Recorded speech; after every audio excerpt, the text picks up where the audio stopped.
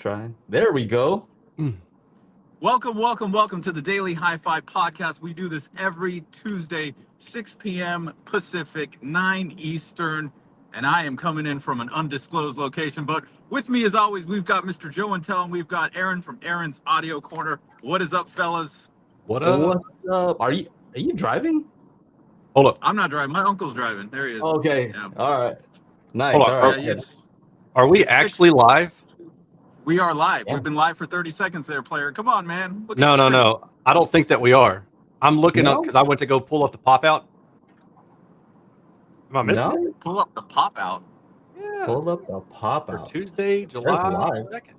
I need to put a Okay. new thumbweil. That's all I I know. guess we are. Yeah, I don't know. It's I weird. just got an alert. Yeah, that's super weird. Oh. Okay, cool. We're live. Correct then. thumbnail. That's weird. We are live. Yeah. I'm There we calling in from the future. It is 6:30 a.m. on what day is it? Wednesday? I don't know. Tuesday. Wednesday there. Wednesday Yeah, over there. Wednesday. Yeah. Nice. Wednesday over here. What's going on, you guys? Oh man, just got back from the beach. That's why I'm a little bit late, but yeah, catching some sun. You know what I mean? How about you, Aaron? You look like you got a little bit of a tan over there. What have you been up to? Dude, He You. finally got the Clipple part because now he's Yeah. posting pictures about Clipples. I did. No, yeah. I finally got some sun. I did a lot of pressure washing this weekend, man. Like a lot of pressure washing. Never pressure washed. Then I went out and bought an attachment, and I'm like, yes. I think it's awesome. What attachment for the pressure washer? Pressure washer. Yeah, it's like a round thing, right? And it spins on the inside, and it makes pressure washing like super fast. So if you guys ever do any pressure washing, y'all let me know. I'll send you the link to what you gotta. Oh, I know what you're talking about. It's like a round thing, and it has Like like spins and it actually like it brushes the yeah. because like the nozzles are like that close to the surface, right? So Mhm. it goes into one inlet, and then it has like an arm, like a cantilever Mhm. arm, and then it just spins around, sprays. Oh, anyway, And I was just doing that, but yeah, I got the Clipple up. I put that big old SBS speaker up there by my damn self. So Freaking heavy, dude. I noticed something, Aaron. No, you You didn't. don't have a lot of videos if the Clipple isn't running. You're right. What's up with that? Are you a one-trick pony over there? What's I up? think so. Yeah. I mean, you got no. If the Clipple is down, you've got no videos. What's up? I've got No, he's been electronic. making more videos than I have. He's been Whatever. making more videos than I have. You talk about like I'm just giving you know, you shit, man. I know. live performances. Still You got hate the top. What is it? Top 6 Yeah, those under are- 2,500. Like the top speakers. So basically, without the good Clipper, fillers. he starts becoming like the other YouTuber. Those are my fillers. You got the Filler serial videos. Best speakers. You got the serial. Best speakers under Listen, 250. I'm just going to start going full subjective because it's so much easier that way. I don't have It to is. worry about lifting 100-pound speakers on a 4.5-foot tall platforms and worry about them falling over. And You could just make stuff up. You could I make can just stuff. make You know. stuff up. People were like, You "Why didn't you have so and so speaker in this?" And I'm like, "Because I haven't heard it." And they're like, "Well, you still should have put it in there." I'm like, "Cool. Next time I'll just make some stuff up. I'll just go to like Amazon, find the best sellers, and then just talk about those like I know anything about them." Yeah. Why not? well, I'm just giving you crap, but what's the next one gonna be? Best speaker under 5,000 or 10,000? 5,000. 5,000. That's the next one because I've got these SVS, I've got the MoFi, and then I've got some other speakers. I think they're right around there. So that's what I'm saving up for. That'd be a good one. Okay, all right. Well, what about for us people that don't have any money? Is there going to be a best one under 500. 1,000 or I did 1,000. See, man, you don't even know. I just dropped that 1,000? one 500? last. 500. You can do. I did 1,000 last Thursday. I think Thursday or Friday, or maybe Saturday. Maybe it was Saturday. When I first started in audio, like I would want to know like what's under like $250. Yeah. Like realistically, right? Like people are just starting out in this. They're like, I'm not spending no $500. You know what I mean? Of course, as you get further into you're like, you can make sense of that. But going into it, if you're coming from like some computer speakers or no speakers, it's hard to spend that money. Mm-hmm. Yeah. 100%. 100%. I mean, with the speakers that you did, that shootout that has like a ton of views, Aaron, what were the price ranges on those subwoofers? Oh, those are all budget, man. Those were all like, I'm trying to think. I think probably at that time the most expensive one was probably like 2 or 250. See, I I think was maybe your definition of budget may have changed now. You think? Yeah. So I think there's a semi budget around 1,000, but I would say Mhm. like budget would probably be And my 500. budget. Yeah. And my budget. I think to get good looks and good performance, you're going to have to spend around $1,000, right? Like you can get okay looks or okay performance, and one of the other ones are going to be good. But to get both of them together, you're probably looking at like 800 to $1,000.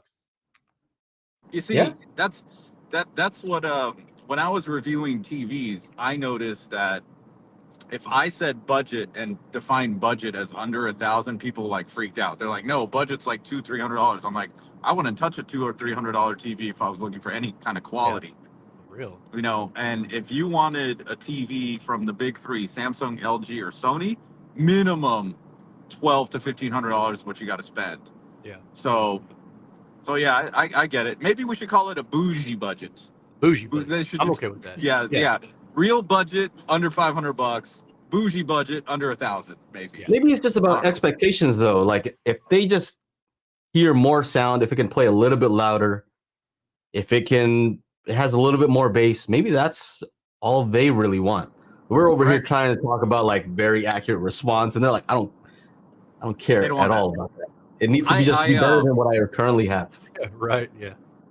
I think I finally, or like, one of the sound bars I got was a clipped sound bar to review years ago. $150. It was on sale. I think it was list price for 200.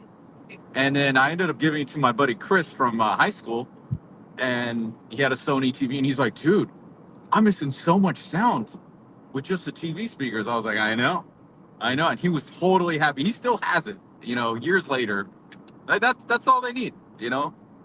some budget, something, $150, $200. That's it. They don't want to, yeah. Yeah. Well, we often say that sometimes we're listening on our phone like this too, right? Yeah. I can enjoy a song and listen to it like this, if I know the song. If it's a brand new song, this is one thing I thought about.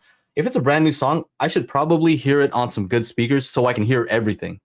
If it's a song I know, then I can listen over the phone because I already know how that song goes. You recognize it. Yeah, you I know already what's know what to expect. missing, I can still enjoy it. But if it's brand new, I So- cannot judge the song based on, like this. So there's that word again, expect, right? So maybe it's all about managing expectations, like you said earlier, right? Yeah. Like Yeah. how much you're spending versus the performance you're going to get. We have to manage that expectation, not for just us, but for the people watching our channels and watching our review videos. Manage expectations. Yeah. And you know what I think it is for me, at least, is I would like for people to understand that there's the different levels to it, right?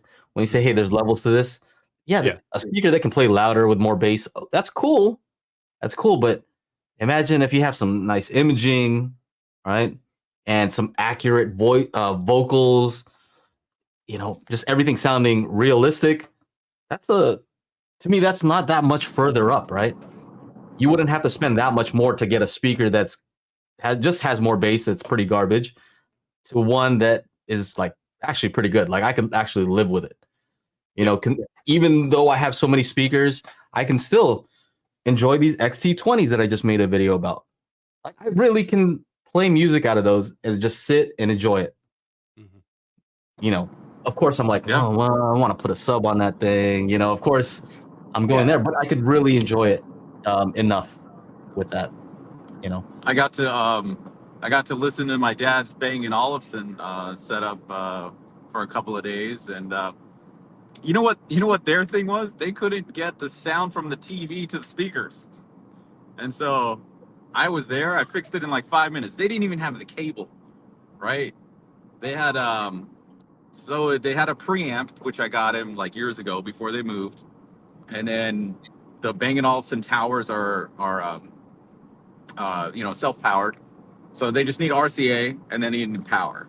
And They really need a digital optical cable, like a 10-footer. But yeah, in the location he was at, that's not happening anytime soon. But they had some AV guy come in and install like a Bluetooth transmitter or maybe a receiver. And then that goes 3.5 millimeter to an RCA pair going into the Parasound preamp. And so she was playing it off her phone, and I was just like, hold on, wait a second, is that Bluetooth?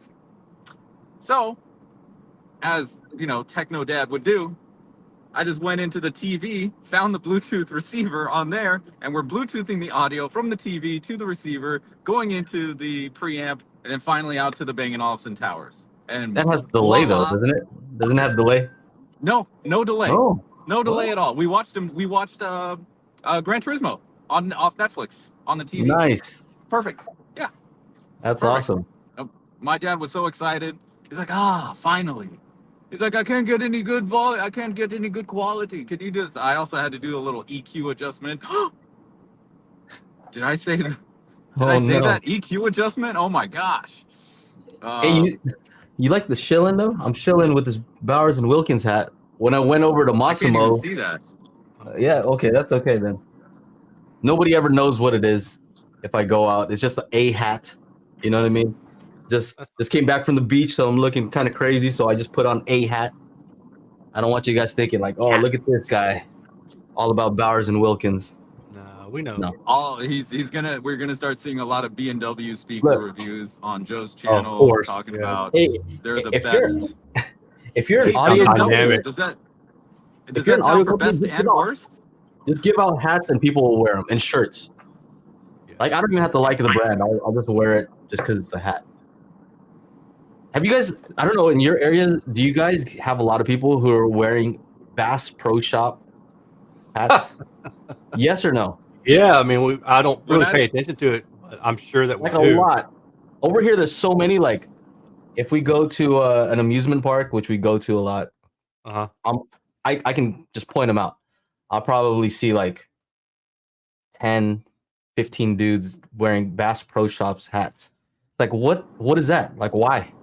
Yeah. What's up with that? There was a ton. There was always some in Mammoth in the summertime. Always.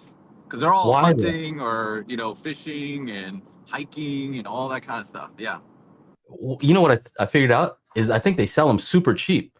Like when you buy something, like they're like really like selling them at cost. So people are like, just throw in a hat real quick. Yeah, probably.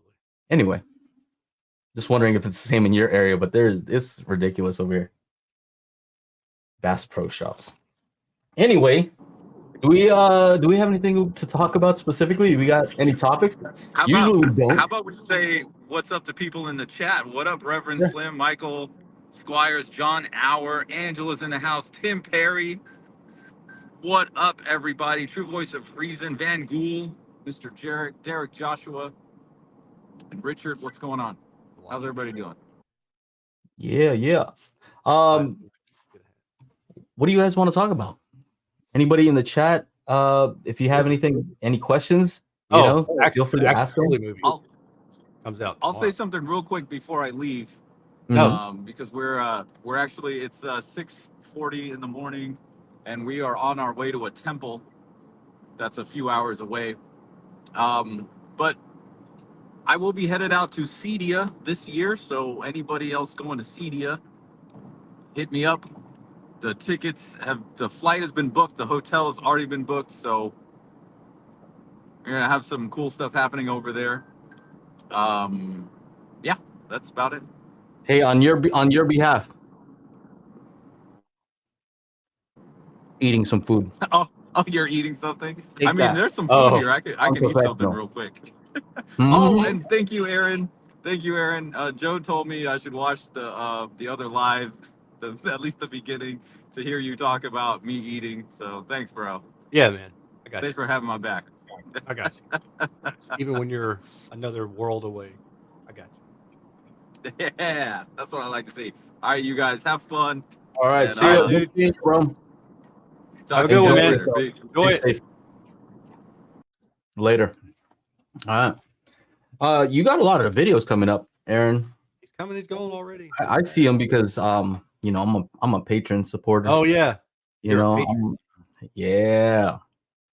Um, yeah, you got some good stuff coming up. You do a lot of stuff for your Patreon I try folks. Like to. you actually go in there, and I was laughing at the one where you had like no sleeves. You look like you just came from just you look like you just came back from the gym.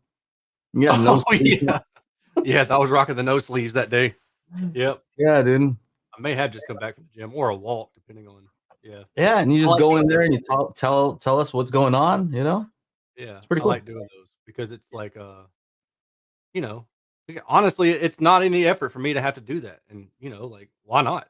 It keeps people up to date, and I Mm. like doing it. I like being able to just to be instead of typing all up. I like to make a video for Patreon members and be like, all right, here's what's going on, or this is what I'm up to. It's fun. I Yeah. like doing it.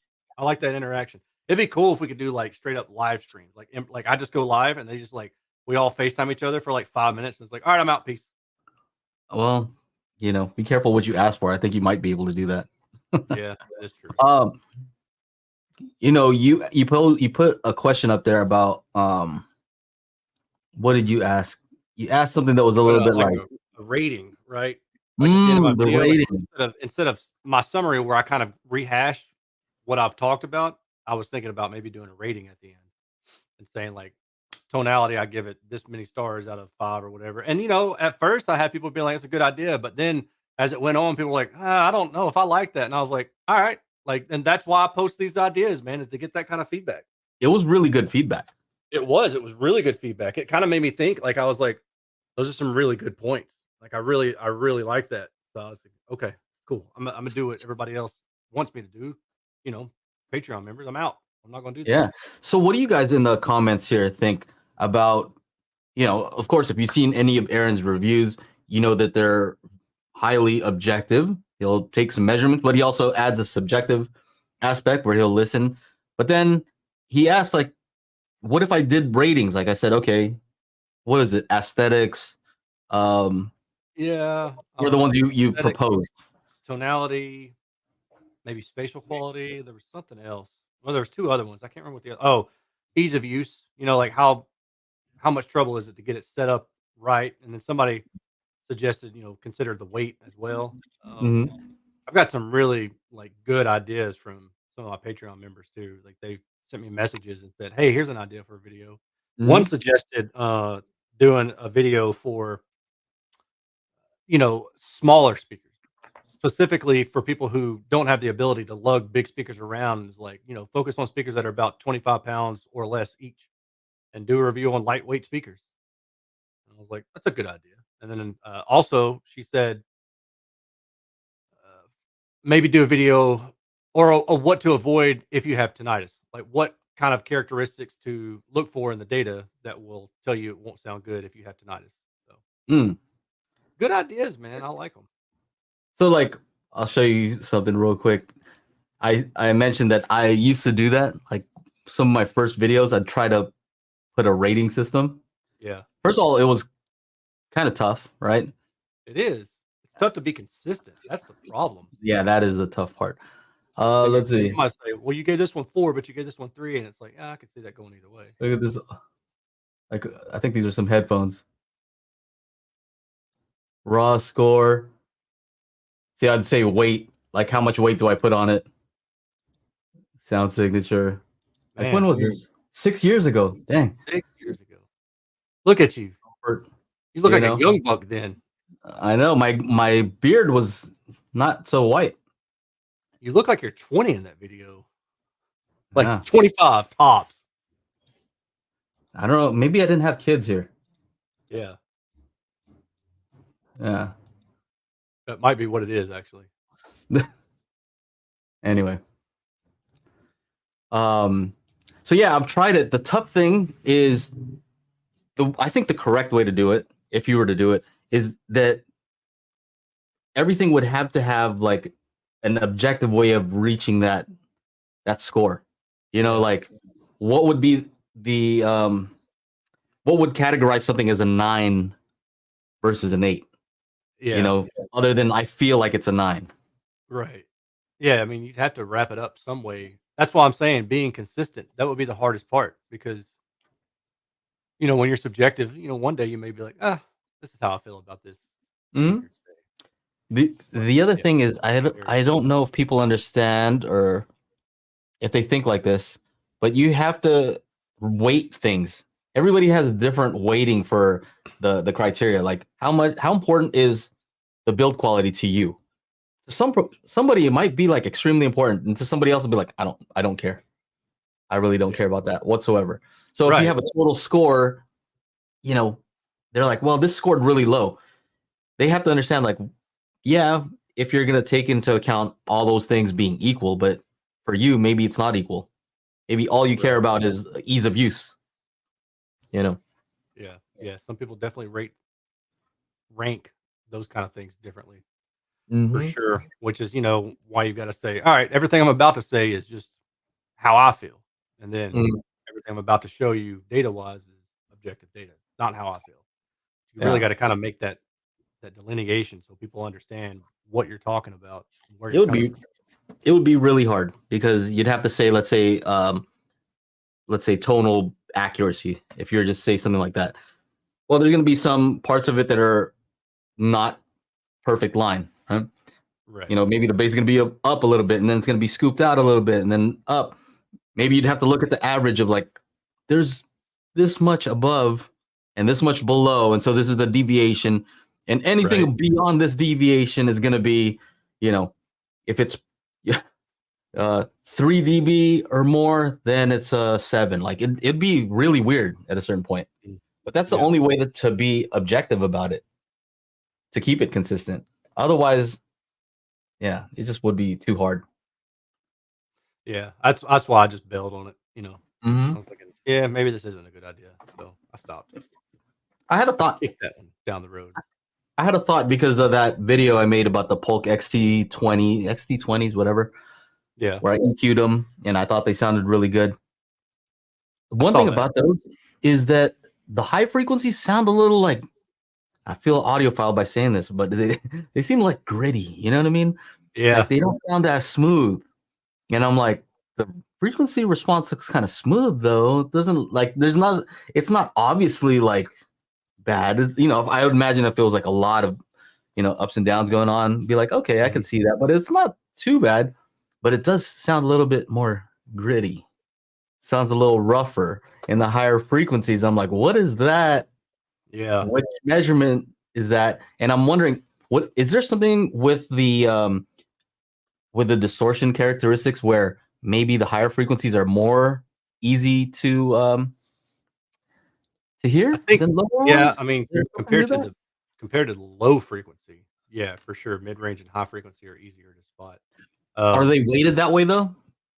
no, there's no weight to them to speak of. But what I also notice, so there's 2 things to me that when I notice like a gritty sound, one, it's compression, like multi-tone compression. But the other one will be if it has a boost above about like 8K. Oftentimes I'll feel like, and I'll even call it like electronic. I'll say it sounds electronic. And I know that because from car audio, when you have to turn the tweeters away from you, you always go in and you just boost. You start at 20K, you set a parametric EQ, and you just bring that sucker up, right? And it always sounds really bad. And you basically just have to notch it down a little bit at a time until you get to the point where you like it. And then that's where you're like, all right, I'm good. So that's how I associate that sound with an electronic sound. It sounds unnatural, like it's faked. One thing I mentioned also is with the default treble response, which was hotter on that particular speaker, it Yeah. sounded like I could hear less detail. It was very counterintuitive. It's almost like Mm. I felt like it was so hot that I was like, I don't want to hear that anymore. You know what I mean? Like my brain kind of gave up on trying to hear stuff there. Yeah. Versus That's when I kind of lowered like, it, I'm like, oh, okay, I can actually distinguish yeah. certain frequencies, which is counterintuitive because it's lower in volume. Well, I can relate to that from the perspective of bass, right? When you have too much bass, you don't hear detail in the lower mid range. When you Mm. dial the bass back down, you're like, oh, now I can start to pick up on those little details in that lower mid range area. Hmm. Let's see here. Any other questions in the? Are you? Oh, there's some starred comments. Let's do that because what I want to talk about, is there anything that you want to talk about that's particularly important? Because No, I not really. I wanted to respond to a comment on that video that I was talking about. Okay. Yeah, Um, no, that's fine. and this guy kind of just he wrote a very long response, and it seemed like a lot of the stuff you can tell when somebody knows what they're talking about, right? Yeah. Versus somebody who really is like really doesn't know at all what they're talking about. And then there's some people who are kind of in between where like they'll use buzzwords and phrases and you're like, I'm not sure where they're at. Like Yeah. some stuff seems like it could make sense, but then I don't know. That's kind of where I'm at with this particular comment. It's a long comment. And yeah, I thought that it would be I don't know, be kind of respectful to respond to it Well, I properly. thought of when I saw it, and I was trying to send it. I'm trying to fix my camera right now because it Mhm. got bumped off when I made my video earlier. I think that's better. Okay. It made me think of that scene. Was it from Billy Madison where Mhm. they have, kind of like they have a test or something on stage, and the guys ask them quiz questions, or maybe it's not quiz questions, but it's something like that. And he just rambles on, and it sounds like this great epiphany that he's had. And Mhm. then at the end, the guy's like, basically, nobody here is smarter for having heard all that drivel that you just said. You just made up a bunch of crap. That's Yeah. what that made me think of. Well, what's tricky though is if you're somebody who maybe is new to this, you might read some of this and maybe you're not going to know what's right and wrong. And I'm not claiming to be the person who does know, but I'll also be the first to recommend or to say if I don't know. If I just don't know, then I'll just say, yeah, maybe I just don't know. Right? Right. But this is this is the comment. Now, to be fair, this video was just about getting these inexpensive speakers in the Polk XT20s. They were $250. And then I had some Arendal 1723 Bookshelf S that are $1,650. And, in many ways, of course, the Arendal is a better speaker. But I wanted to see if I could at least make the tonality of the Polk better because it does have good directivity. And that's one thing that was kind of special about it. That's why I picked that particular speaker. And so that was it. That my whole point was, let's see what we can do to EQ this speaker to sound better. That was it. So let me see. I told them I'd try to summarize this as best as I could. And I told them also that hopefully I don't make you guys fall asleep reading through this. But this guy, Dale Boylan, 6427 says, Joe, that mic cannot distinguish between floor bounce and direct sound off the woofer, nor splash off tweeters, cabinet, or direct sound. So how can it correct anything? Also, one mic, two ears, microphones condense three dimensions into one distance, which is time. Recording engineer here. Okay, so, I mean, first thing is what he's saying is partially correct that, a single mic measurement in a room can't capture all this stuff, but a clipple is not a single measurement. Right. It's multiple measurements, especially something like the sound power response. And I tried to explain that to him. Sound power, how many measurements are in the sound power response of a speaker? It's 72 for a full spin. So, I mean, you could do more, but full spin-orama is 72 measurements. 72. And then on axis, 72 or 70, something like that. would you consider the on axis measurement just one or two? The on-axis measurement, Yeah. just by Because doesn't it yeah, do I the mean, forward and vertical, the horizontal, it's forward? one. It's just one angle, 0, 0, right? So, Yeah. And so I was just trying to explain to him that these measurements that we talk about when we're talking about clipple and stuff like that, it's not just a single measurement. We're not talking about, Odyssey that takes a single measurement at your listening position, you know. So because we're taking so many measurements, you can get more information. Anyway, right. issue with 99% of speakers is the crossover induced phase shifts or time delay. Adding EQ simply increases phase shifts. The only way to avoid this is by using a simple first order crossover. Then he Oh, goes on to say, no, he's one of those guys. yeah. First order crossovers are the best thing ever until they're And not, then until you have severe breakup from the cone because it sucks. It's a shitty ass driver. You can't do anything about it. And then you go in and you try to build notch filters. But what does that do? That introduces phase shifts and delays. So Yeah, no. well, so this is where it gets tricky because he's starting to throw out numbers, right? And these are legitimate numbers, right? So the output of a crossover network is a vector sum with real and imaginary components in polar coordinates.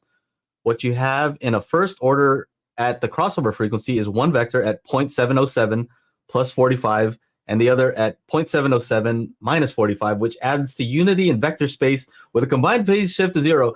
You see how this sounds, right? Like it sounds like I'm getting the feeling like either he's trying to impress me or this is just the way he operates, you know? But I wouldn't talk like this.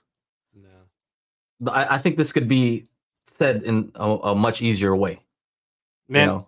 only academics talk to other academics that way in an academic space. Like having been in the engineering field for 20 years now at this point, the only time that anybody ever uses technical jargon is Mhm. when you have to.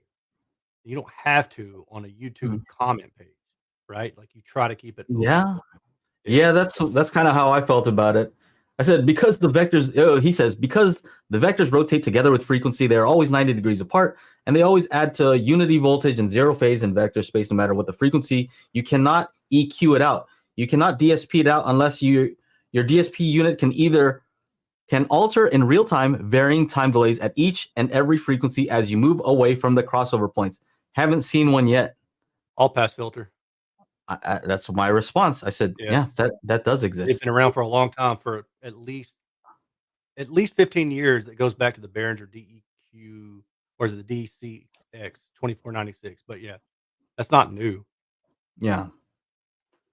So, and so I'm addressing this because I don't want to be disrespectful, right? To me, addressing these in a healthy manner, I think is the best way you can go about it. So I'm not really trying to make fun, right?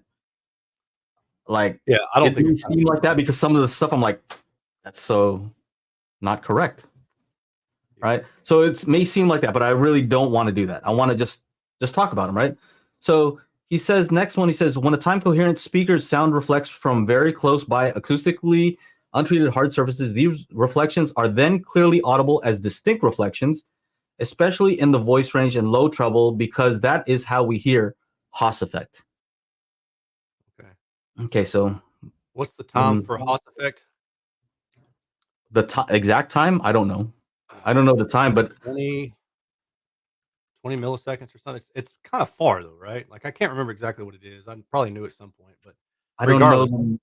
I don't know the number, but Haas effect is also Oh, known 40. as a precedence effect, meaning the first sound that you hear is where you localize the sound coming from. Right. That's a simple way of saying it. If the sound originates from this particular location first, and then it hits your ear, and then it hits your other ear next, and I'm talking about like very short periods of time, right? That's how we're able to localize that the sound is coming from over there. That is the Haas effect. So he's talking about reflections, and he's saying that that's Haas effect. Maybe I can kind of see where he's going with that. That the reflections, we can determine that the reflection is not the originating source because it wasn't the first place it came from. Yeah. Anyway, in the bass, such strong and early reflections produce standing waves that all audiobooks predict made louder and more numerous by small sealed rooms, rigidity, and therefore its lack of damping in bass. Numerous means. Okay, so anyway, my question is this though. What does that have to do with what I did?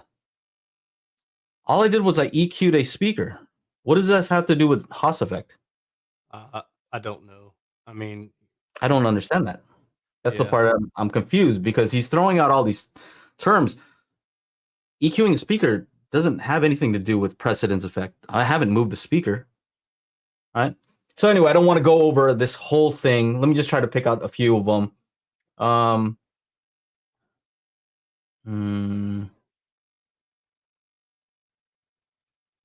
Look at this. This is the comment. Time delays. Look at this. Yeah, I don't understand what the purpose of that is. I mean, let's just talk about diffraction. How long does it take to develop a wave from a tweeter to the edge of a cabinet of a typical bookshelf speaker? It's certainly under 40 milliseconds or 20 milliseconds, right? It's enough to change the frequency response. You're not hearing the time as much as you're hearing the frequency. Earl Geddes, I think, is really big on diffraction. Mhm. as far as it being a distortion of a nonlinear type, or I'm sorry, a linear type distortion. And he may have some input. So if that were Earl Geddes talking about it, then I might listen. But even Earl Mhm. Geddes in the DIY audio forums, he doesn't. His stuff, it's not that. What's the word I'm looking for here? Anyway, it's just not overly complicated. And Earl Mhm. Geddes, like, actually, I Well, trust what he has to say. So you know who I really like is I don't know, I've mentioned him before, but in car audio, um audio frog guy, what's his name? oh, Andy Waymeyer. Waymeyer, right? Like Yeah. he obviously knows what he's talking about, but the way Mhm. he describes things is like so simple and Yeah. so basic and like very understandable. Like he doesn't talk like that. But this part I kind of was confused about. He said now down at 3.5 kilohertz, 1 octave lower. If the phase change is 100, let me try to find this. Uh, Such a speaker is linear phase because its designer has also taken into account the mechanical phase shifts of its drivers. Its rate of phase change is smooth, not jerky, nonlinear, which leads to smooth transition between drivers, as Stereophile's John Atkinson writes.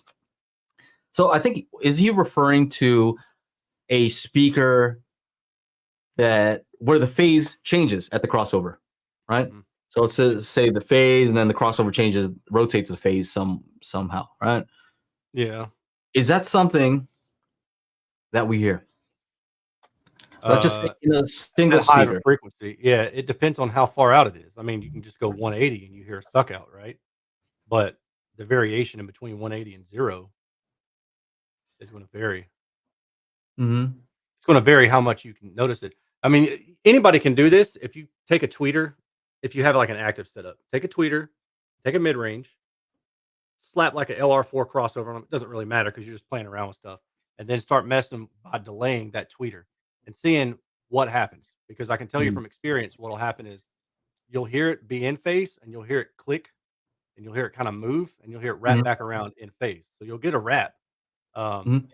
the higher in frequency you go, the harder and harder it is to hear that distinction, right? So you may not even be able to go like, I mean, I don't know, just throwing out numbers here. Let's say you could delay that tweeter a millisecond and not even really notice the difference in time at 10K versus delaying it by zero point 0.3 milliseconds at 1K and very audibly noticing a difference. Again, I'm just making up numbers for example, Yeah. but to just show you the discrepancy of how it is related to frequency because the wavelength gets shorter and shorter as you go higher and higher in frequency. Well, have you ever uh, used an all pass filter and rotated a frequency Yeah, range or like plenty of in real times. time and just listen? Absolutely. Yeah. I mean, heck, I've done it listening and I mean, the biggest thing in tuning bass to mid bass was using test tones about an octave above and below the crossover, the desired crossover point, and then rotating the phase with an all pass filter, right? Intentionally and trying to find where does it sound like you're most in phase for all three frequencies because you're not going to be there for all, like for every one of them exactly, but you're Mm. trying to get the best compromise that you can. So that's with speakers, trying to align speakers. Now I've done it where it's a single speaker and I would rotate around like just a random frequency, Yeah. right? And just play music to hear, like, can I hear this phase rotation? Yeah. Like out of this one speaker, just listening to music. And honestly, I could not tell It's for really a hard to single tell. speaker. Huh? It's really hard to tell. With pink noise, so lower frequencies with test tones, it's easier. Yeah. With pink noise, it's easier for like mid-range to higher frequencies. But then Well, at some point, it gets so cumbersome that you're like you're just like I can't tell if I'm actually hearing this, mhm. and then I can hear a difference, but which one's actually better? Like that's the hardest one. Well, what I was trying to explain in my response to him is that I have done this test where I'm rotating the phase. Yeah. And what I said is it's most noticeable when you have sounds coming from another speaker that are the same sounds, and then you hear the relationship between the two. Now there's the crazy stuff that happens, right? You can totally hear it going in and out of phase with the other speaker. So if you have a speaker that, where the crossover does rotate the phase, if both of your speakers are doing that, I don't think you're going to notice that. Right. So I think people get confused about that. And then, so that's all I said. That we notice phase relationships between speakers. And then his response is, "You have much to learn." That's a weird way. Like, I don't know. I just don't know this person. Yeah. At the audio shows, people aren't like, they don't talk like that. You have much to learn. I do. I do have a lot to learn. But so far, the stuff that I've heard here is not stuff that I've never heard of before. So anyway, I thought, some of this stuff is kind of funny. I kind of got upset. I said, go ahead and unsubscribe, because I don't like it when people say you I'm like, just unsubscribe, man. I don't think he says, he's been doing this for 50 years. I said, I don't care if you've been doing this for 50 years. You can still be wrong. You know what I mean? Yeah. That's all it is. And he just keeps telling me that I'm wrong. Blah, blah, blah. So yeah, I kind of went off the thing here, but I don't know. Yeah. I don't know, man. Yeah, I don't want to say like, oh, I don't want to address this because I'm wasting time. I don't think I'm wasting time, because what I try to do is I try to inform people. I try to educate people. I think that's what you're trying to do also. But there are others that are commenting that seem like they know what they're talking about, and I might not agree with everything that they're saying. So to me, that's a point where you can have a discussion, and I wouldn't want somebody to completely listen to what he's saying or what I'm saying. I think they should question what we're both saying and try to find the correct answer. Yeah, I read that and I just didn't get the point. Like, so what are you trying? So he's trying to say that EQ can't fix a bad speaker. Is that what he's trying to say? I mean, ultimately, is that it? You know what, man? Honestly, I don't care. After reading all that, I don't care. So I'll just be honest with you. No, it's this though. Like, there's certain things in here that I think can be addressed. Like, let's talk about your Magic Bean, shall we? Tell me how it works. You claim it fixes cabinet resonances. I've seen the impedance plot for the speaker. Show me one with the Magic Beans treatment. I'm not saying we're fixing the cab. Yeah, we can't physically fix the cabinet, but if there's a resonance, you can lower the response in that region so it's not so audible. I mean, does that make sense, or is that? Yeah, I mean, I'm not saying I can make it not do what the cabinet's going to do. Well, I mean, let's just take the extreme example, the Linkwitz transform, right? I mean, RIP, Dr. Linkwitz, but he basically proposes take a really resonant subwoofer enclosure, dump a lot of power and EQ into it, and you've extended the bass capabilities of that subwoofer now, right? You went from like a Q of 1 or 1.5 or something to now you've effectively got a Q of 0.7, maybe even 0.5, if you have the excursion and the power available to do that, which that's the hardest part. But that's an extreme example that pretty much nullifies the fact, or somebody saying, I guess, that you can't EQ out an enclosure resonance. You can, right? It's not ideal. You definitely wouldn't want to do that, right? Ideally, you start with, because the real issue isn't just that single cabinet resonance. It's what else is going on, right? Like what's the basis? What's causing that resonance? And what else is going on that I'm not aware of right now? And then you might be hearing, but you don't know what it is, because then you're trying to measure the room. Yeah. Well, just to let you guys know, I am not a perfect person. I'm just a dude. Look at me. Look at me, right? Am I not just like a normal dude? Right? I don't know, man. I happen to just review speakers, right? So when somebody's saying this stuff and he's at a certain point, he starts cussing at me, right? What? About the stuff. Yeah. Yeah. He starts, he starts getting a little bit, starts saying some, I'm okay with bad words. It's not, but at a certain point, I'm like, you're begging me for me to call you out on today's podcast. So here I am. I do what I say I'm gonna do. So I said, I think the audience might get bored, but I'll try to make sense of all the crap you've spewed. So there you are. You happy? I mean, I'm following through on what I said. I said, I'll and I hope he's on here. So you can maybe he can explain it better. But what I would like for anybody else to do is go on that video and, have a discussion. I think this is a good place to have these discussions. You know, that's what I like the most about YouTube.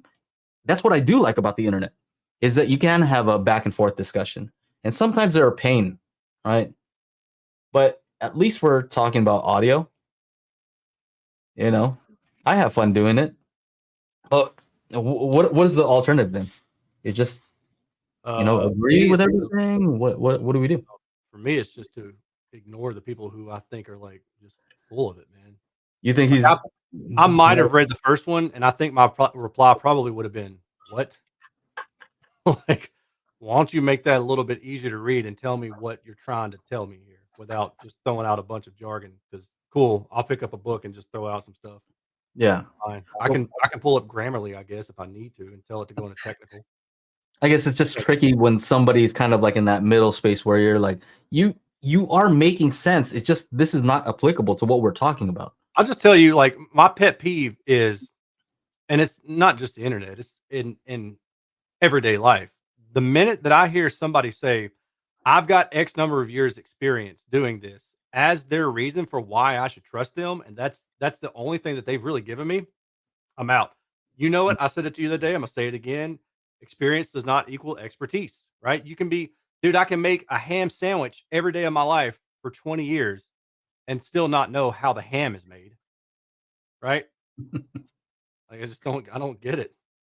She's right. You should have. Yeah, yeah.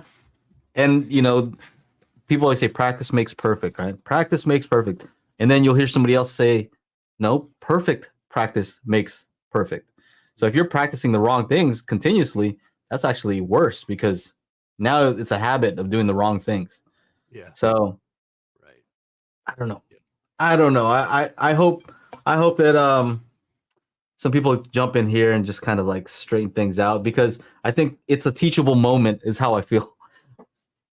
You know. There you go. And also it's teachable in the sense like don't jump into the comment section and not expect to get checked by somebody who knows more. Yeah.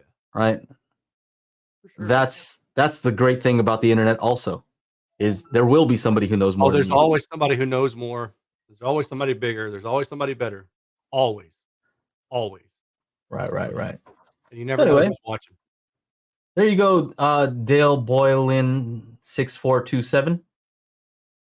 Hopefully that was a little bit more calm than our conversation. Yeah. That seemed like it got unnecessarily intense, at least on his end. I don't get it. Why does it get so intense? We're talking about speakers, bro. Like, how does it get so? What is it about people that they get so mad about it? Like, what is it? What are they mad about? I don't know, man. People just aren't happy with their lives. I mean, that's what I've learned. So they See, take I'm it out mad on because random somebody's people. being disrespectful on my channel. To me, that's the thing that's upsetting, right? But Right. I don't see why he's so upset. Yeah. Anyway, that's it. So, what are you guys saying in the chat here? They're going off, man. As long as there's no litigation. I saw that one. I was like, dang it. You got me. Oh yeah, no litigation. Yeah. And Reverend Slim says, I jump in there, but it seems like a waste of time. Very much seems like someone who isn't open to any new ideas. And, Yeah. a lot of times Reverend Slim is helping me out in the Discord groups, answering legitimate questions from people, right? They're having an issue and we're trying to figure out what it is. And so it has to work, right? We have to actually know what we're doing so that it fixes the problem. Right. Yeah. You have real life consequences. Yeah. I mean, like, So yeah, anyway, I think this is one of those things where I understand like, hey, sometimes it's better to just move along, but sometimes you kind of have to stand your ground and say, hey, no, this is one where I'm like, don't come on my channel, trying to school me. If you're gonna school me, please be correct. I welcome it, but you have to be correct and be cool about it. You don't have to be offensive. I'm wanting to learn. So that's it. I'm gonna do this full of cool book. Yeah. Anyway, what else? What other questions we have in here? Let's move away from that. John Hour, is that how you say that? I guess so. You think that's how you spell it? Say it. I mean, it's almost. Yeah, this is one of those like it's it's too easy to be true, right? Or something like that, right? Yeah. Like I mean, this has got to be too simple, right?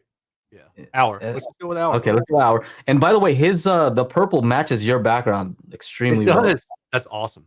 Uh, and he asked, in simple ways, how does the mini DSP room correct? Does it overwrite the amp room correction? That's a Yeah. very good question.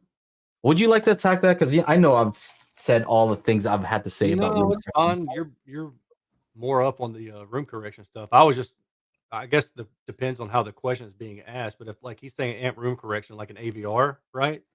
Mm. And then you stack on a mini DSP in front of it, then it won't undo what the AVR is doing, right? It's just going to do its own thing on top of that. So you could make it better, you could make it worse. I don't know if I would mix two different room correction softwares together like that. I think that sounds like a bad idea. Yeah, that's something that a lot of people are experimenting with actually with Magic Beans is they'll do some pre-equalization. Okay, that's fine. And Like EQ the speaker itself, but not for yes, the room. Yeah, that's different. That's the same thing as like building a good speaker, right? But just yes, using EQ to get there. That's fine. right, right. To answer your question, the mini DSP or any software, for the most part, is not actually doing any real room correction. I think that's a tricky phrase. Room correction is done by putting up panels and physical treatment. You know, so no, signal processing is going to change the room's effects. What I think it's really doing is it's just changing the speaker response to account for whatever's happening and or however the room changes the response. That's a better way to say it is like speaker response correction. And then does it overwrite?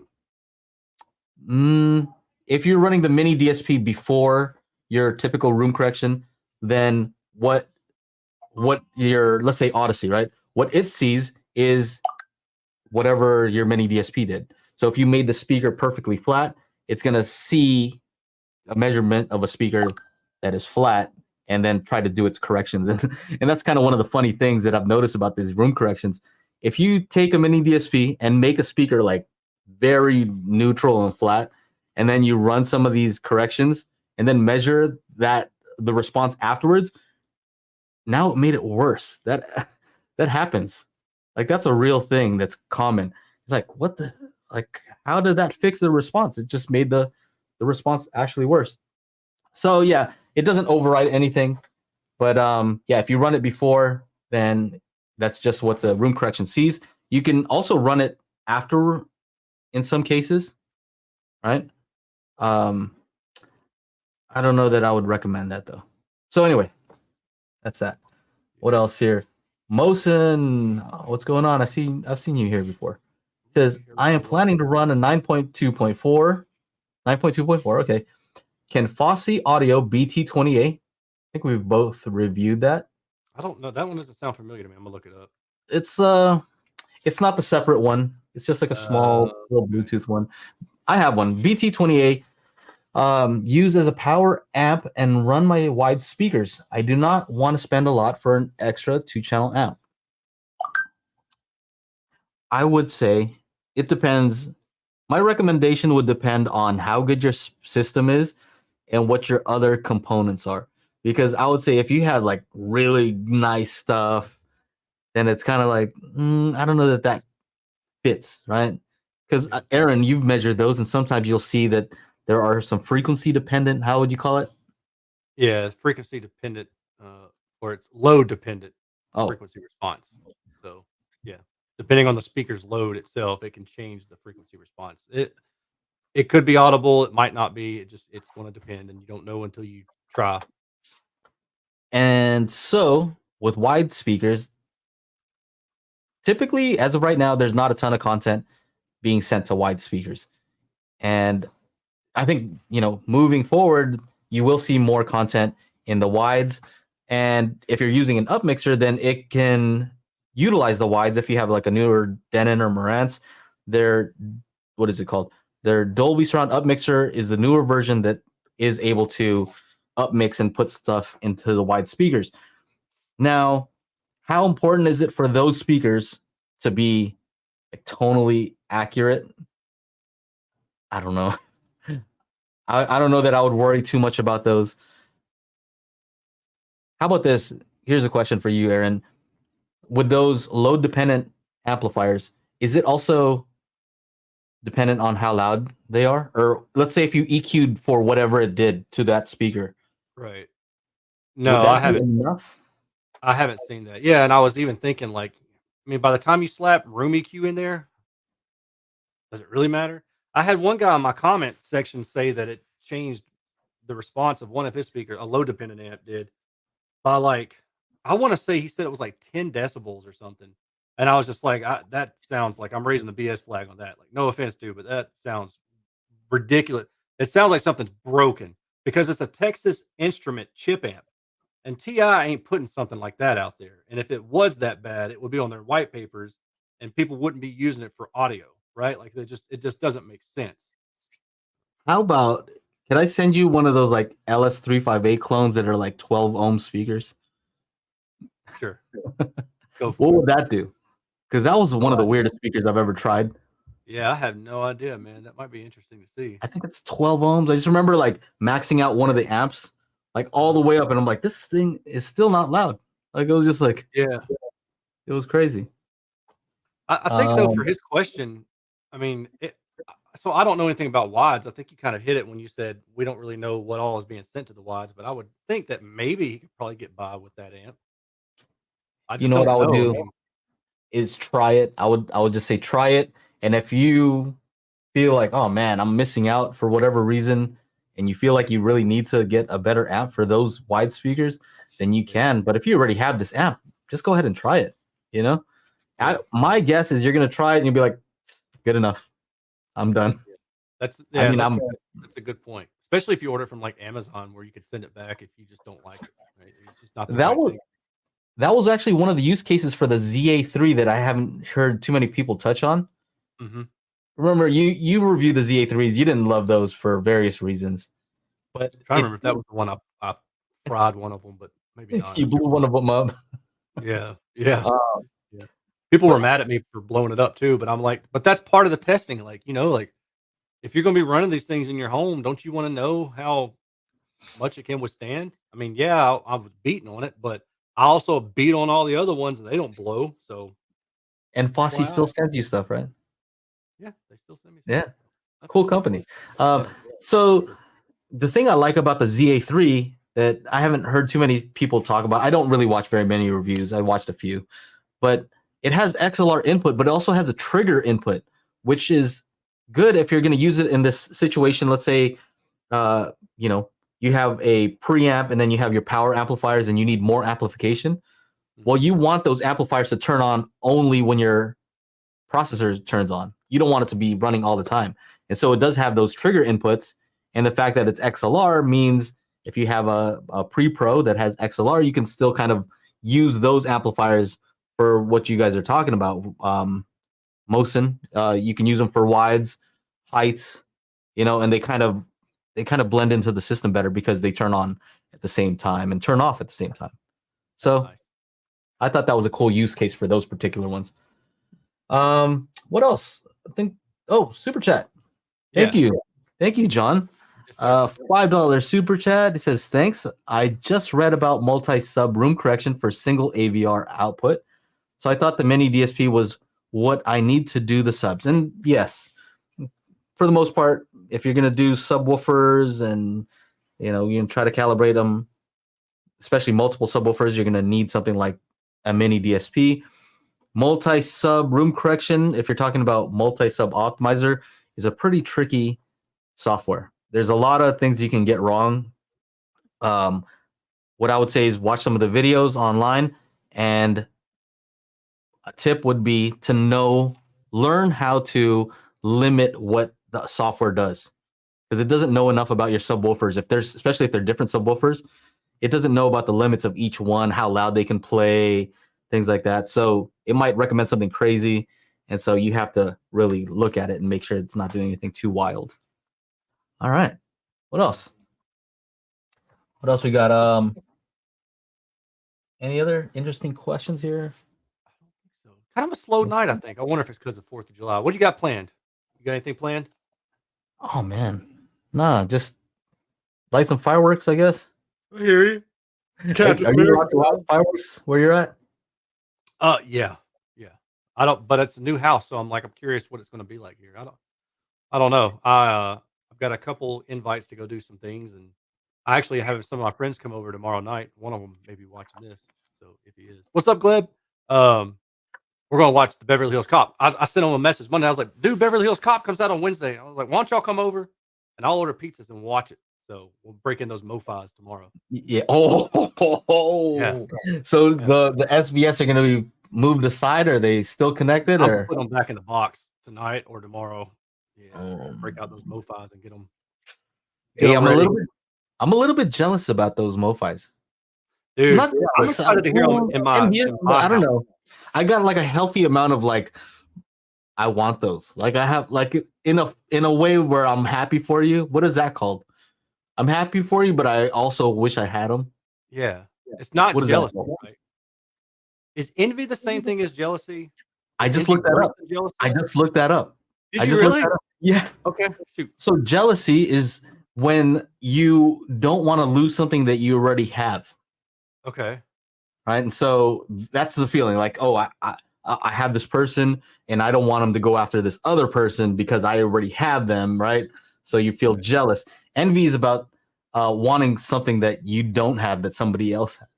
So that's envy, is what you're feeling. Envious, right? That's the distinction between the two. Yeah. Wow, random, right? Yeah, but that's neat that I said that and you just happened to had read about it recently. Like, what is that? Yeah, yeah. I don't know. That's probably Chat GPT. So don't. That could be completely wrong. You Nah, know, it's gotta be true. It's ChatGPT. it sounded good though. Yeah, whatever that feeling is, I'm happy for you. But I also like, man, I would. I think I want to rock those too. Yeah. Dude, when Shauna and I heard them at Exponent, I was like, man, these are nice. And I'm looking forward to hearing them. I'm really excited about those Atalantes. And the only reason I'm excited is just because they're so different. And I'm really hoping that they sound really good because it would be cool to talk about something new, right? Instead of the same old, like same brands. ATALANTE Revival 5. Okay.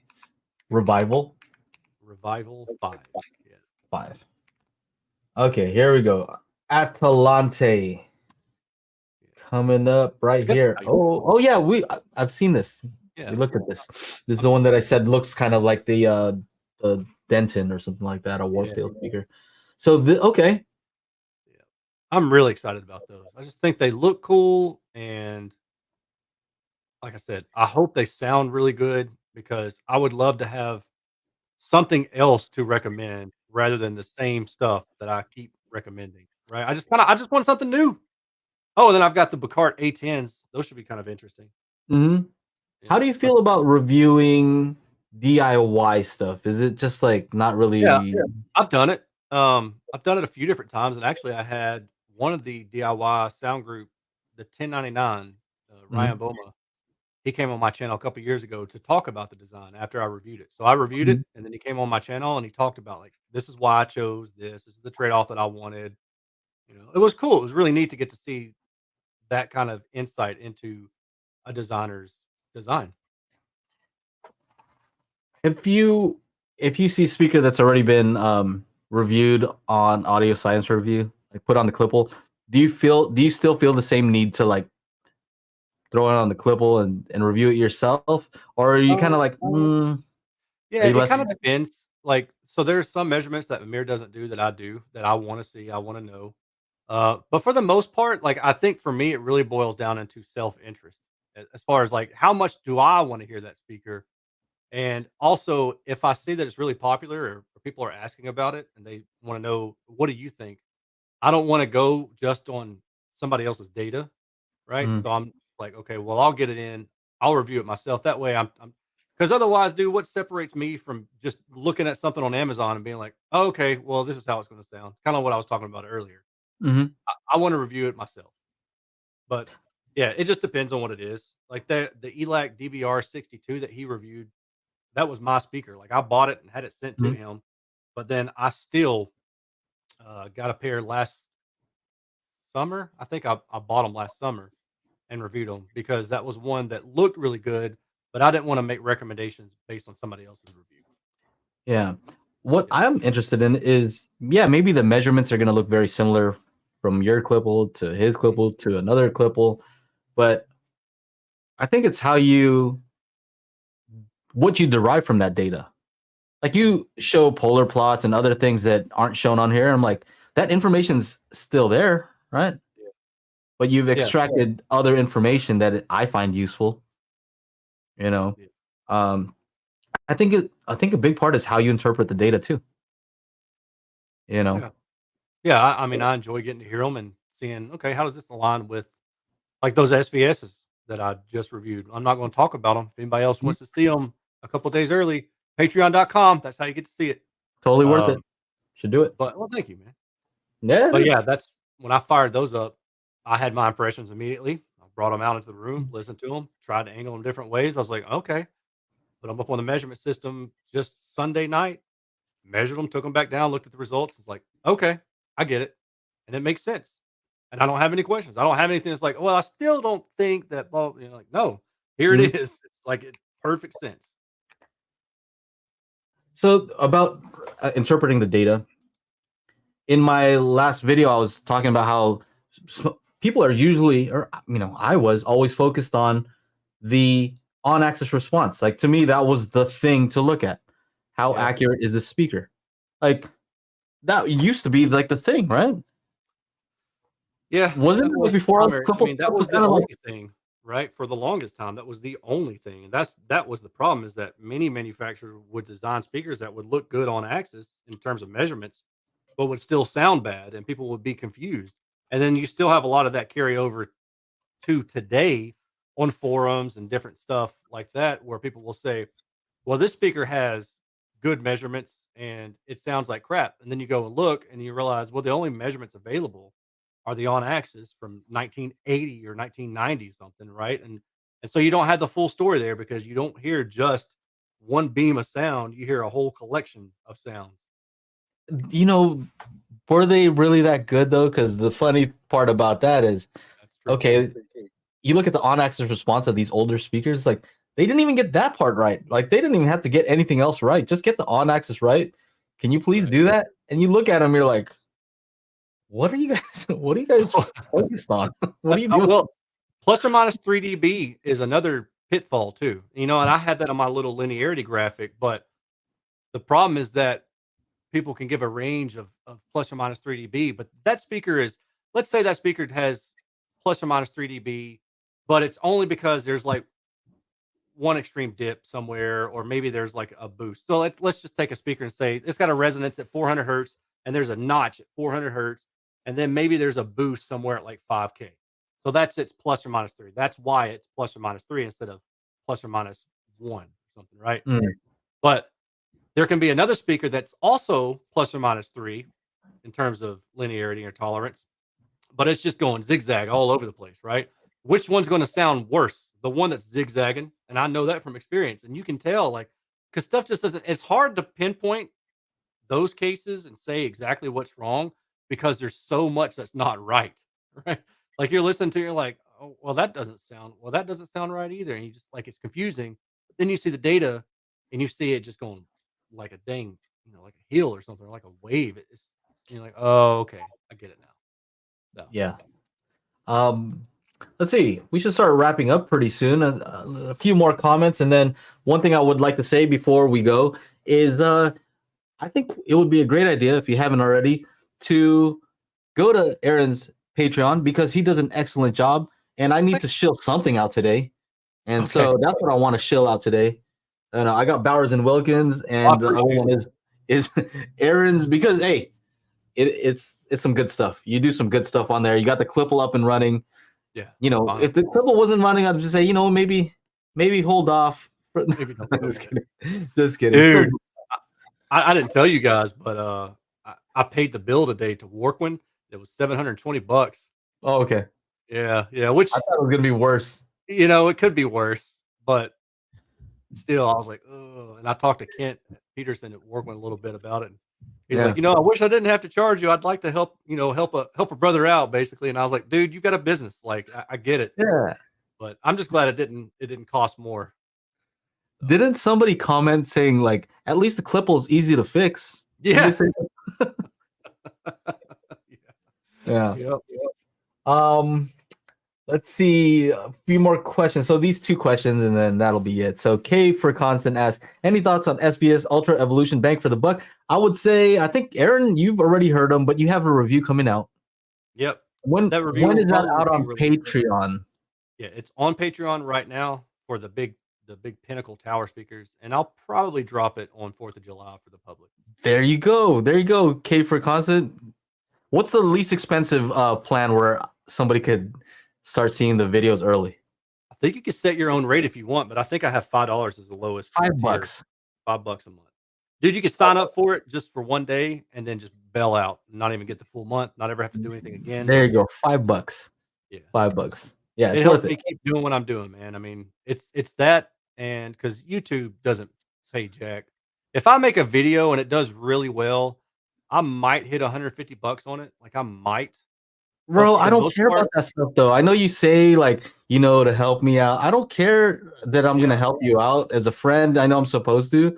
I'm just selfish and I want to see those videos, bro. yeah, man. Like I want to see the videos. I'm interested. I don't care that I'm helping you out and doing all this nice stuff. I just want Listen, to see you the know what you video get? and I'll pay You know the what you five get bucks. for All five right. bucks? Yeah, yeah. You know what you get for $5? You get early access. You get all sorts of That's behind great. the scenes stuff. And if That's you're like how a higher tier, then you get access to my garage sale, which is basically me just giving stuff away for free. But you can't say that you're giving anything away for free on Patreon because I'll cut you.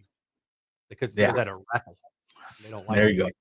Yeah. So yeah, to me, it's just I want to see the stuff, and I want to see it early. I want to see it before everybody else. I want to know.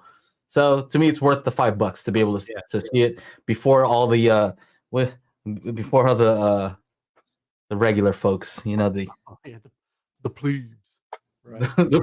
is that what it's called?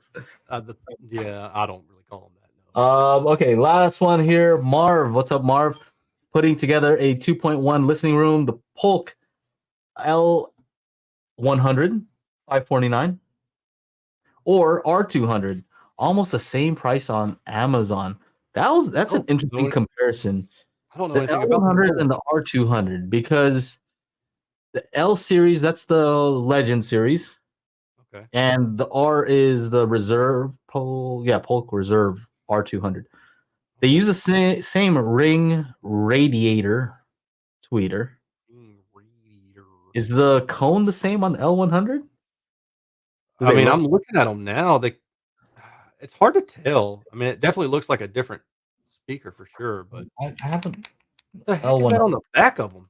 What is that? I see a picture of the back of them. Oh, is that their PowerPort technology? That what that is? Good lord. Yeah, or they're trying to smooth out to kind of reduce the chuffing. Oh, that's wild looking. On the other one, they just did that weird bullet looking thing. Yeah, I do remember that. I remember the designer was real happy that it was very inexpensive to implement that one piece. I want to get those 800s in. That's what I want to play around with. Are you talking about the SDA? The ones with the? That's the one I'm very interested in you reviewing those. How much do those things weigh? Because I'm done with heavy speakers, man. They're heavy. I bet they're really heavy. Oh my god, 118 pounds. All right, they're heavy. I'm not even bothering to ask unless I get this thing fixed. Those are very interesting speakers, man. I haven't heard from Emotiva in a while. I need to reach out to them and be like, "Yo, I thought y'all were sending me stuff." Yeah, I haven't heard from them in a while either. Yeah. Interesting. Like ever. Yeah. But the L800s are very interesting because they do the crosstalk cancellation. Yeah. But physically, like they're doing it with crossover. Anyway, Marv, sorry. I'm looking at the L100, right? So if I go to Crutchfield L100, you ever do that sound thing on Crutchfield? You can do the sound thing. I did one time. Yeah. I was like, kind of weird. They wasted a lot of money on that. That was really dumb. Yeah, I like the effort. Yeah, I like the effort, but okay, here we go. Present, share screen. So we're looking at this right now. So he wants us to do a 2.1 listening room, and so that is saying that he's going to use a sub. The Polk Reserve R200 are the heck Listen, I know it sounds $749. the easy answer, honestly, Marv, just order both. If they're on Amazon, you can send the other ones back. Order on both. Keep the ones you like. That's what I would do. If you're between those two, that's exactly what I would do. Like the whole purpose of me, and I'm not talking about I provided data for these, but the whole purpose of Mhm. me doing all these reviews and these datas and all these datas, that's funny, is to help you like narrow the list down, right? But the idea is that eventually you're going to say, all right, I got this list narrowed down to 2 or 3 that I like, and I'm either going to go find somewhere to demo them, or I'm going to order them from somewhere that has a good return policy. And I'm okay. Well, I'll leave that alone. But yeah, try them both. See Okay. what you think. Amazon has free returns if you have Prime, as long as you're not abusing it. On Spinorama? It says that been measured by Audioholics in Naples, Italy. What is that? I have no idea. I know your guy has a name that's kind of similar, but And one of your Naples.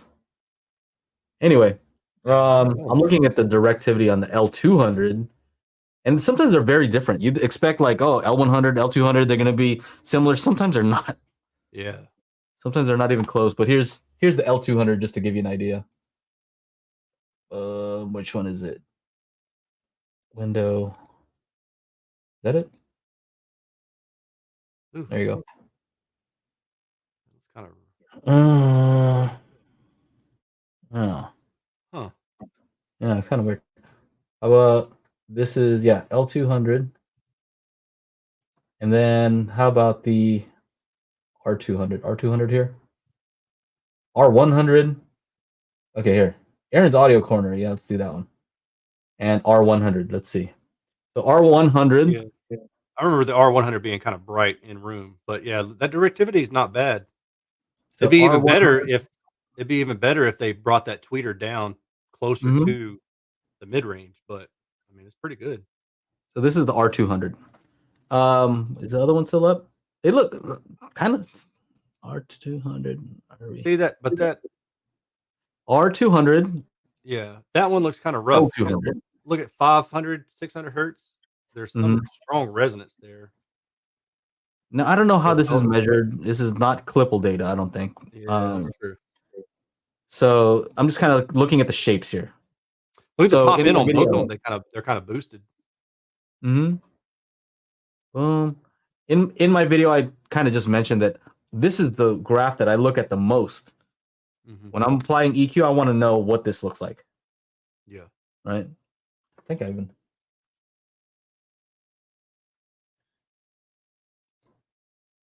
It didn't work on this one. But I added a plugin where I just flip stuff vertically to kind of get an idea what it looks like. Does it work? Let's see. Flip this. Oh no, no. Doesn't work on. He uses some weird image type. But I don't know. I don't know that they're great from an equalization standpoint. I like the R200. I like the R200 just because it had a good amount of bass. Yeah. I mean, Look, realistically, 100 looks nice though on walnut. I will say those pictures make it look like it's a good looking speaker. I'm kind of curious why those two speakers and why not any other speaker. Are your other speakers Polk, or do you have you just like Polk, or you like the price? I would just look at other ones in the price range also if you're open to it. Between those two, I think they look very similar, so it's just going to be a matter of price. I've heard the L600, they're like towers. Yeah, they all sounded good. To me, that whole line, the Legend series, was really built around the Polk SDA. It's the only one that has that stereo dimensional array technology, and all the other ones were using the same drivers, but just like normal speakers. And I was like, that's so weird. Why didn't they just do that same SDA thing and then make it like a bookshelf? Cut off the top. Anyway, hopefully that answers your question a little bit. They both look like they measure similarly enough. But yeah, Aaron says just listen to both, and then you'll have your answer. If you can, yeah, give them a shot. And he says because they're the same price, it's kind of tough. What else? A new member. Hey, we got a new member, Richard Zagozeski. Zagozeski. Yeah, welcome. Welcome. Do you think he had? Oh, was that it? I thought that was a question. No, I don't think so. Oh, yeah. He said, why would you buy speakers or TVs from Amazon instead of your local audio video store? So, I mean, my local audio video stores don't have a lot. Like all I've basically, so I've got Best Buy, but then I have a place that carries higher end stuff, but they don't carry Polk. So that would be a reason that a lot of people wouldn't buy locally, is because they maybe just don't have locally. Mm-hmm. Yep. Well, that's pretty much it. I'm gonna go into the after show. If you guys want to join the after show, like Richard can do now, Yes. you can go to crew.dailyhifi.com, and I'm eating on behalf of Chana, but at the very end. So if you don't like it, I apologize in advance, but I'm hungry. Super chats, I already said that. Okay. Shop.dailyhifi.com if you want some merch. And if you want to listen to the audio only version of the podcast, anchor.fm/Daily HiFi. And I want to thank everybody who joined and hung out and asked questions. And of course, thanks to Aaron for, hanging in there and answering questions and dealing with me. And yeah. I'm happy to, man. Anything else? I ain't got nothing, man. I'm going to go finish the rest of Beverly Hills Cop 2. I'm going to pretend like 3 still doesn't exist. 3's all right. I mean, I can watch 3, but I really don't want to. So I'm just going to pretend like 3 doesn't exist. Other than Surge. Surge is my favorite part in Beverly Hills Cop 3. That rocket launcher or whatever that thing is. That's awesome. Well, I hope the rest of you guys also have a great summer. Yeah. So stay safe, and I'll see you guys next week. All right. All right. Take care. Later.